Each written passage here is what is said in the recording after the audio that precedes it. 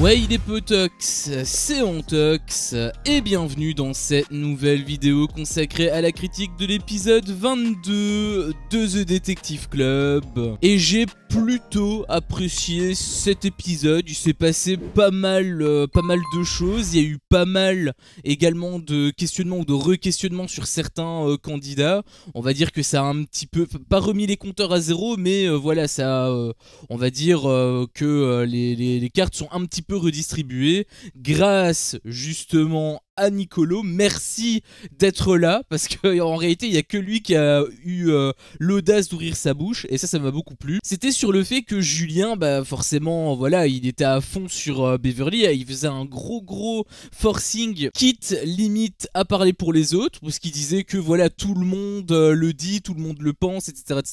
Alors qu'en réalité non, c'est faux, tout le monde ne le disait pas, tout le monde ne le pensait pas. Il y avait des personnes qui le pensaient, oui, mais il en avait aussi plein qui le disaient pas ou qui le pensaient pas. Donc j'ai trouvé que voilà, il avait vraiment cette aura de d'influenceur hein, quelque part, celui qui influence les autres par rapport donc à l'enquête. C'était justement le gros problème que j'avais avec lui, étant donné que il est entouré des voleurs et que du coup il voit pas plus loin que le bout de son nez. Donc le fait que justement Nicolo a enfin ouvert la bouche pour dire que non, c'est pas vrai, il prenait un petit peu la défense de Beverly, et ça déjà ça m'avait plutôt plu, le fait que voilà, il contredisait justement Julien. C'était le premier en réalité à l'avoir contredit, donc ça c'était quand même un exploit. Et plus que ça a été le premier à le suspecter, puisque justement on a eu la cérémonie, on a eu donc les votes que Jess et Vivian devaient faire. D'ailleurs ça a été très c'était vraiment une cérémonie traditionnelle hein, c'est à dire qu'il y avait tout le monde qui rentrait dans la black room, etc. Et j'avoue que j'étais un poil déçu, parce que bon, déjà pourquoi est-ce qu'ils devaient tous rentrer dans la black room? Enfin si, c'était pour citer les gens, mais d'ailleurs c'est aussi en fait, parce que il y a le délire de vote bien évidemment, mais même l'appel, je trouve qu'au final il est ultra atténué en fait. Le fait qu'ils soient tous dans des box comme ça et que juste t'as SCH qui les appelle un par un, il peut pas avoir ce petit effet de culpabilité, ou ce petit effet de voilà, de remords, ce petit effet de tristesse même peut-être, ou de colère. Par exemple dans les 50, quand il y avait une élimination et que c'était une personne proche qui se faisait éliminer, la plupart du temps ils étaient en colère, ils partaient au quart de tour. Ou au contraire, quand il y avait une élimination et que du coup la personne s'en voulait, elle pleurait ou des trucs comme ça, elle ressentait des trucs. Là on voyait vraiment les émotions des candidats, alors que ici c'est ultra austère, je trouve. Genre ils sont tous dans des boîtes, ils les appellent un par un, et du coup il y a rien. Enfin on voit leur réaction à la fin, tu vois, après quand il y a la révélation avec voleur-voleuse, mais enfin je trouve que c'est quand même grave atténué en termes d'émotion. Et en plus ici les deux personnes qui devaient voter, c'était vraiment un pouvoir qui est encore une fois beaucoup trop cheaté, je trouve, surtout pour des personnes qui viennent depuis 2 jours, enfin qui sont là depuis 2 jours plutôt, puisqu'ils ont eu forcément l'élimination à faire hein, et ils ont décidé d'éliminer Beverly. Donc c'est bel et bien Beverly qui a été éliminée. Alors ça j'avoue que alors je m'y attendais, oui et non, mais je pensais pas qu'elle allait quand même sortir maintenant. Je pensais qu'elle allait quand même sortir plus tard. Je pensais que Vivian allait aller jusqu'au bout. Et d'ailleurs j'ai eu très peur, je vais pas te mentir, parce qu'il y avait Vivian qui disait non mais moi je lâcherai pas pour Beverly et tout, on vote pour quelqu'un d'autre. Il avait proposé plusieurs personnes, notamment Catel.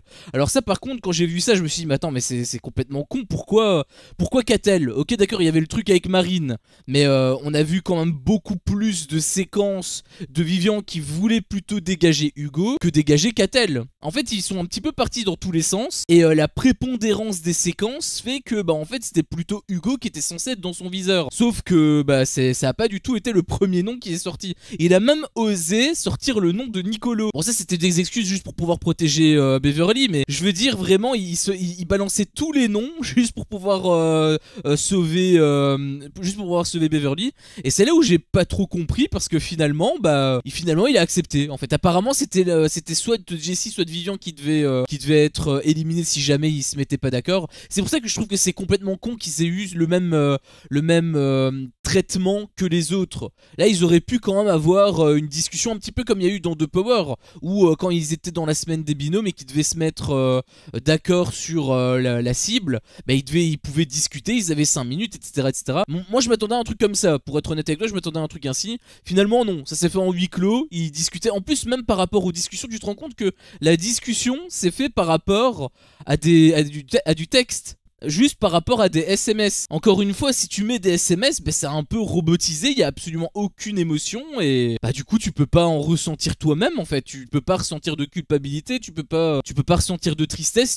Enfin vraiment, j'ai utilisé le terme, je trouvais vraiment que c'était austère. Je te dis honnêtement, je trouve que ce système est ultra austère. Mais donc voilà, c'est Beverly qui a été éliminé et c'est suite à ça justement que Julien a commencé à être en porte-à-faux par rapport à Nicolo, puisque Nicolo, la première chose qu'il a dit d'ailleurs, si elle n'est pas voleuse, tu seras le premier suspect dans la baraque. Et bah ça m'a plu. Ça m'a plu, enfin, il se passe des choses, enfin, d'autres personnes sont suspectées, ce sont pas toujours les mêmes, le même petit groupe, il commence à avoir d'autres suspicions, c'était pas trop tôt, hein, je vais pas te cacher que à l'épisode 22 c'est peut-être un petit peu trop loin, mais bon, vaut mieux tard que jamais, j'ai envie de te dire. Il y a eu aussi une petite séquence où apparemment Vivian voulait partir, alors est-ce que c'était fake ou non, j'en sais rien, parce qu'on connaît les séquences ainsi, on te les sort pareil, hein, je te parlais des séquences de striptease qu'on voyait dans toutes les émissions, la séquence de Vivian où il se déguise, les séquences où ils veulent partir, ils veulent abandonner et que finalement il en est rien,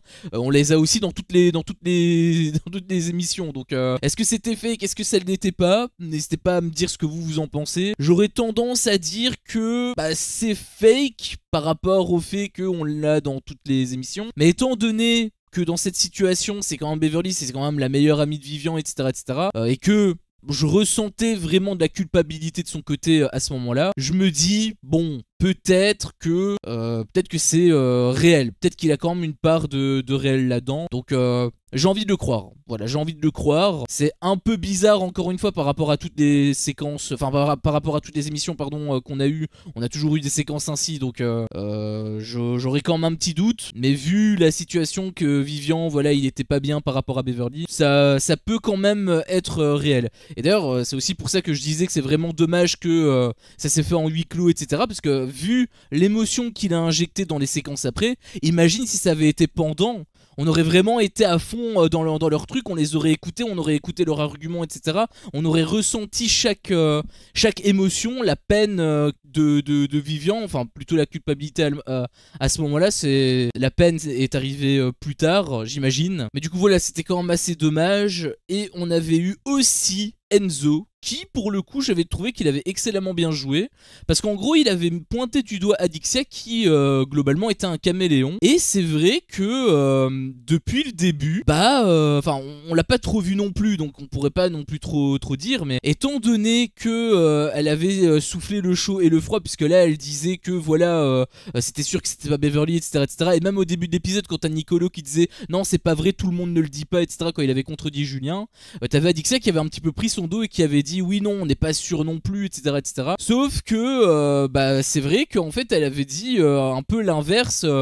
Il me semble que c'était dans le même épisode un petit peu plus tard, quand justement Enzo lui a dit enfin c'était pas à elle personnellement, il parlait en général, mais bon c'était un peu ciblé quand même sur elle, quand il avait mis justement le doigt sur le fait que ça s'adapte, on va dire, que voilà en réalité il y avait quand même pas mal de monde qui était sur le dos de Beverly, et bien Adixia elle avait quand même confirmé, donc apparemment elle était quand même sur le dos de Beverly, et pourtant avec Nicolo elle avait dit que non il y a quand même des doutes, donc c'était plutôt bien joué, j'avais trouvé de la part d'Enzo de pointer du doigt cet aspect par rapport à Adixia. Il avait même répété un peu plus tard avec Jessie et tout, et c'était un bon argument, franchement c'était un très très bon argument. Bon le problème c'est que, en fait c'est ça le problème, c'est que les voleurs jouent très bien mais les enquêteurs jouent très mal donc en réalité il n'y a pas d'opposition, tu vois, c'est ça qui est chiant, alors que s'il y avait justement des enquêteurs qui étaient quand même un minimum bons, ça pourrait être déjà d'autant plus pertinent. Et je tiens également à préciser un petit truc, comme je l'avais dit, elle avait avoué que en effet elle était quand même sur le dos de Beverly, et que apparemment c'était ce que Enzo avait dit,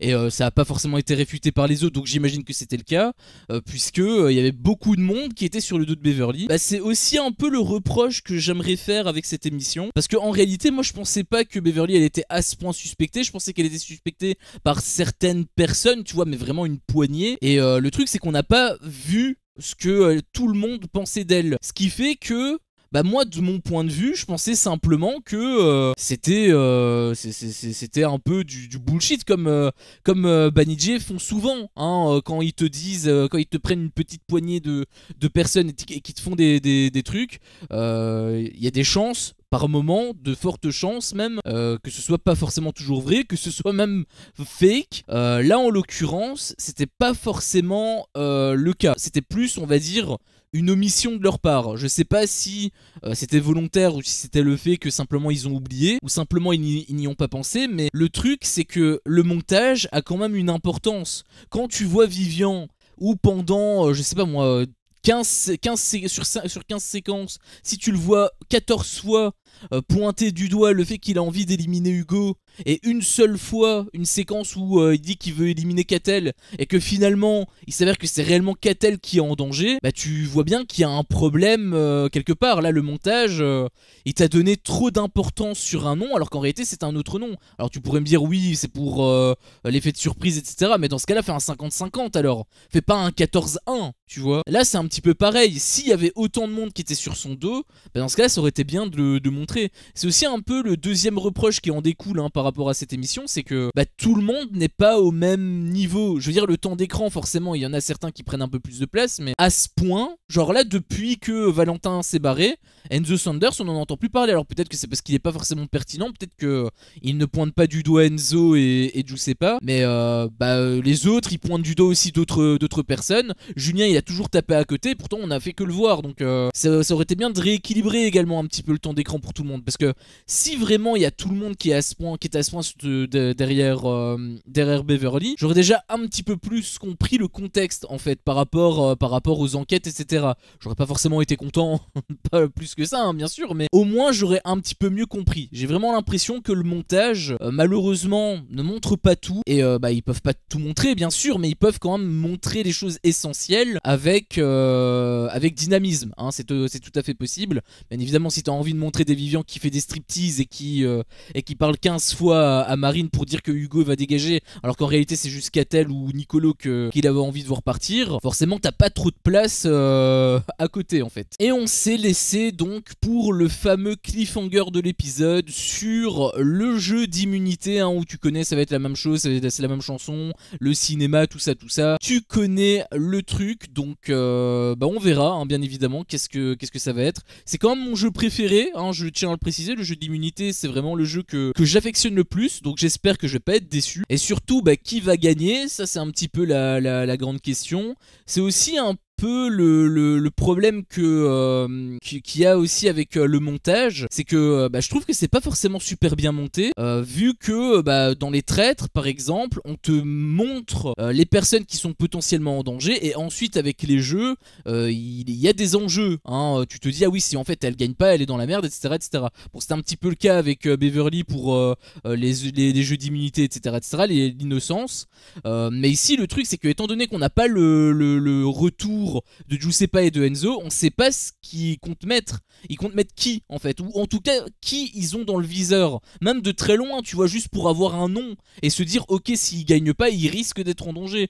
Là le truc c'est que on n'a pas de nom, donc on est un peu détaché. Je trouve que le montage n'arrive pas à te mettre vraiment dans le bain. En fait ils font vraiment un truc un peu bloc par bloc, c'est à dire qu'ils te montrent la situation puis ils passent à autre chose, et ils font pas forcément de lien logique avec ce qui va se passer plus tard et tout, ce qui est un peu dommage. Je sais que c'est un peu nébuleux pour certaines personnes, mais en tant que monteur, il y a certains fils qui ne sont pas forcément tissés, ce qui fait que ça baisse quand même pas mal l'intérêt. C'est peut-être même pour ça que l'émission ne suscite pas autant d'intérêt que ça. C'est peut-être même le montage qui fait ça. Peut-être que c'est pas uniquement le fait qu'on peut pas jouer avec les joueurs et que la plupart du temps on a que des discussions où ils tapent tous à côté. Je pense quand même que le montage a une grande part de responsabilité là-dedans. Mais ça bien évidemment ce n'est que mon humble avis. Moi maintenant ce qui m'intéresse c'est le vôtre. Qu'avez-vous pensé de cet épisode? Est-ce que vous êtes d'accord avec moi ou non? Si vous êtes d'accord avec moi n'hésitez pas à liker la vidéo, et si vous n'êtes pas d'accord avec moi n'hésitez pas à me faire part de tout ça dans l'espace commentaire. Si jamais mon contenu vous plaît, je vous invite également tout simplement à le partager, à vous abonner et pourquoi pas à activer la cloche, comme ça vous ne louperez aucune de mes autres vidéos. Merci à vous tous pour votre visionnage et je vous dis à la prochaine pour une prochaine vidéo. Ciao.